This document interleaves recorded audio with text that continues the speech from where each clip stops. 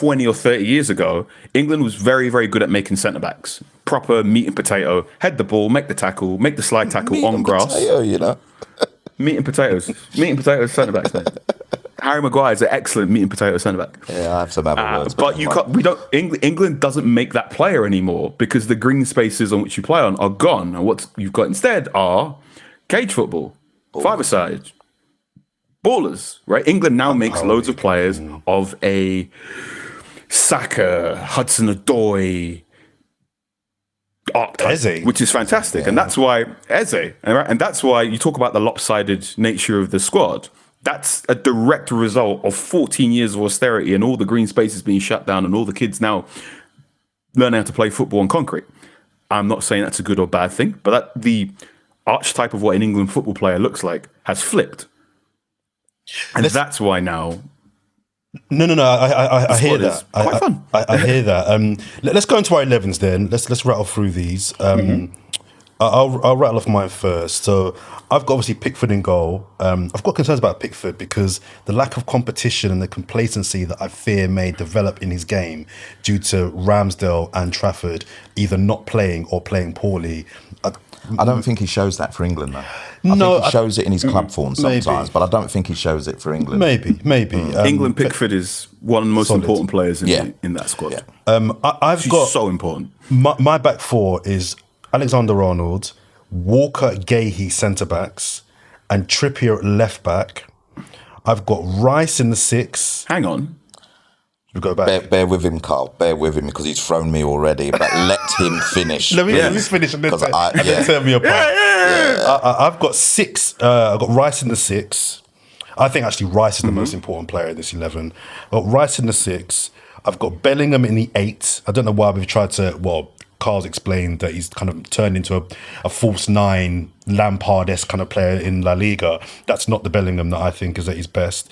I've gone Gordon on the left, Saka on the right, Palmer in the 10 behind Kane. Ooh. I've got no Foden in my 11, only because I still think of all of our creative options, probably bar Trent Alexander-Arnold, Palmer's the best creator in the squad. I think he's the one that, 30, 40 yards from goal, I think he's a better creator than Phil Foden. Ooh. And I'm not having this just kind of crowbar Foden on the left or the right, where he's not at his best, just because he's been the best player in the league. I think in that 10 role, I think Palmer... He's got 27 goals. I hear that. That's such a just because he's been the best player in the league. Anyway, we can tear mine apart. Let's hear yours. Can you just go back to the defence and just name the defence again? So Alexander-Arnold at right back. Trent, and I was confused there. Yeah. I've got Alexander at right back, and I've got Walker and Gahey as the centre backs. Oh, Kyle Walker's your centre back. Yes. Okay, there we go. In a 4. That's where you threw me. 4. I don't think Stones. I think Stones is kind of approaching that Ledley King, Vincent Kompany kind of period now, where I don't think you're going to get a full game out of him. And if you do, you ain't getting 2 in a week. So I just fear you're going to waste a sub by starting Stones. So you've got Walker and Gahey. Gahey, yeah. Oh, wow. Yeah. Carl, you're up. Okay. Right. Okay. Now, before we begin, the caveat's coming up. What's the disclaimers coming out now? Before we begin, I think something a lot of fans are overlooking is that there are 2 England 11s you have to build for. And this was way more stark back in the groups and knockouts. And this was way more stark back in the World Cup and in the Euros, because Southgate had 4-3-3 group stages where I'm going to dominate possession, and the moment I reach a big team, it's 3-5-2. Mm-hmm. Yeah, and what he's done now is it's always a 4-3-3 or it's always a 4-2-3-1, but he changes the players based on the opponent. So you've got to create your 11 as to, I'm going to get more than 50% possession, and you've got your 11 of, it's France, I've got to make some tweaks here. However, in the interest of clarity, here's my 11. Here's the 11 I would pick for the Serbia game. And this is an 11 that I want to dominate possession, win 1 or 2-0. And that nil is very important to me. I agree Clean with that. sheets is how you get I yourself agree, through. yeah. So, Pickford's your goalkeeper. Left back is Joe Gomez. Mm-hmm. I don't want to see Luke Shaw play until the knockout stages. He's wrapped up in cotton wool. He's on us at all, but never mind. Yikes. I'm a Manchester United fan. I wouldn't be too. I'm with you, I wouldn't be Carl. too mad I'm if Luke Shaw didn't play whatsoever. Yeah. If he didn't play whatsoever, the Manchester United fan he's like, great, you've kept him even fresher for me. He's clearly not fit, so I Luke agree. Shaw I think if you don't need to play him in the first 3 games, just leave him for the knockout. But how silly is that? You don't play him in the first 3 games, but then you leave him for the knockouts. He's clearly not fit. He hasn't played since February. Well, the struggles the logic anyway. being him, you're giving him another week to try and get up. Giving to him match another fitness. week, but you need to. He has to play a group stage game, or else how are you going to throw him in the knockout stage when it's cutthroat? I'm with you. I would give him. So I was going to say, I'm sure did not play the first game against Croatia, and he played the final one, and he worked his way up and ended up being one of the players of the tournament. And I would say I agree. So you're hoping. I agree with fingers Troy. crossed. I do agree with Troy, but I think because there's nothing at left back, you're in a very unique scenario where you have no left backs. But then that's a lopsided squad. As he picked it, because he's all right, whether it's Chilwell, whatever else. And I know Chilwell didn't play a lot of games, but you have to bring an alternative that is the natural position. I think this playing players out of position and putting them in there and whatever. I'm with that. I don't agree, and that's why I disagree with some of your squad pick. But you're going to disagree. Can we get in a minute? Let's hear Carl's. Carl, sorry. Let's just hear Carl's first. No, try and right. And watching the Iceland game, I very much thought, is it too late to get Tyreek Mitchell to go on? Tyreek Mitchell, yeah, exactly.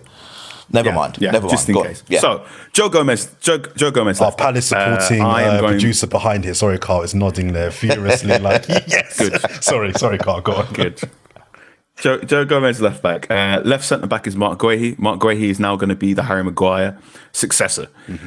If Maguire does play for England again, that'd be nice. But if he doesn't, that is Guehi's role. And I'm also texting Tomori going, "Do you want to go to the United States for the World Cup?" Because that should also be his role eventually if he wants it.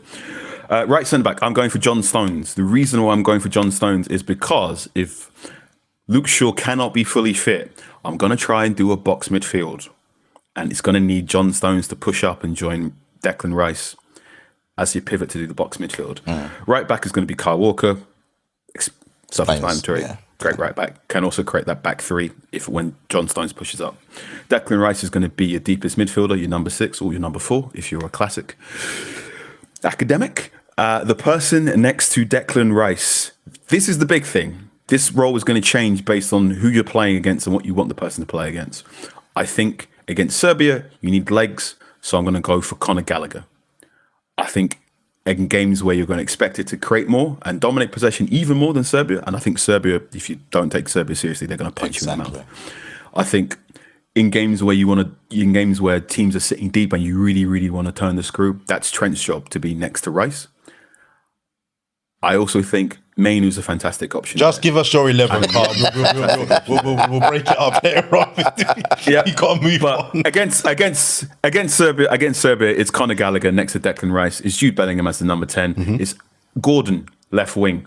Gordon's job is to run in behind. This is one thing I'm quite annoyed about in Southgate's squad. He hasn't got enough options to run in behind. He should have taken one of Sterling or Rashford. I would have taken just Rashford. as you're running in behind threat. I would have done that same. Harry Kane's up front because obviously it's Harry Kane, and Saka's on the right wing. Phil Foden's not on my starting 11 because you need a threat to run in behind, and Foden likes to receive defeat. Troy? So, I like that team. Troy. Yeah, so I'm just going to say what I've done differently. I agree with the back 4, although with Cole's back 4, not your creative back 4. Typical. I've put Kieran Trippier left side. I don't believe in it. Okay. I've got to be honest, I don't believe in it. I don't think it's the right thing, but I'm working with Gareth's head here. I don't believe in dropping Rice 1 and I don't believe in dropping Bellingham 1. So Trent comes in for me with Rice and with Bellingham playing as natural as they have done for their teams. My only controversial thing here is where you've both left Foden out. I've put him in. If Gareth Southgate by now cannot find a position for Phil Foden to go and play, then he might as well not take him. And he might as well not take him because there is Cole Palmer and there is Saka, who many will choose in their first 11. I don't think he's ended the season great. I think Foden is flying. And I think Gareth's got to either go, I'm going with my guy, or do you know what? He's pointless to me. And I think the creative nature, I agree with both of you about what Gordon brings to the side. And I think 6 weeks ago we may not have included Gordon, but he's in there because actually he's the only player that can do what is going to be asked of him. And I think he'll be very creative. But I would start with Phil Foden. Remember, this is just for the Serbia game. Okay, because we've got to move. Foden on the left. Oh, Foden on the right. Foden on the right. Gordon on the left. Oh, so no Saka. No Saka. No Saka. Okay. Oh, Interesting. Wow. Remember, this is a competition that lasts for a month. We need players that are fine. I agree with you about Mainu as well. He will get his good game time. And I think a player as well that I think won't start the competition, but I've just got a gut feeling, my gut feeling that he's going to finish the competition a star and in the England 11 is Eze. I think Eze finishes I think he finds a way into this England squad. I'm really excited about. I'm biased towards Eze because I've always rated him and liked him, so there's bias there completely. But I just feel he'll be the person he'll be the Saka. Was it Saka the last Euros? Didn't start, but by the end he was the guy. Loved him. I think that'll be. It's not biased to like Eze. It's just having good taste. I'm with you, Carl. I'm with you. And to wrap, who are our winners of the competition? I'm going basic France. Can't see beyond them. Germany. I've gone Germany as well. I've gone runners-up Germany. Okay. I think Germany will have a good tournament. I know everyone's looking down on them. Yeah. So we all agree France-Germany final. I think France-Germany final. I'll have France to win it. With Germany runners-up.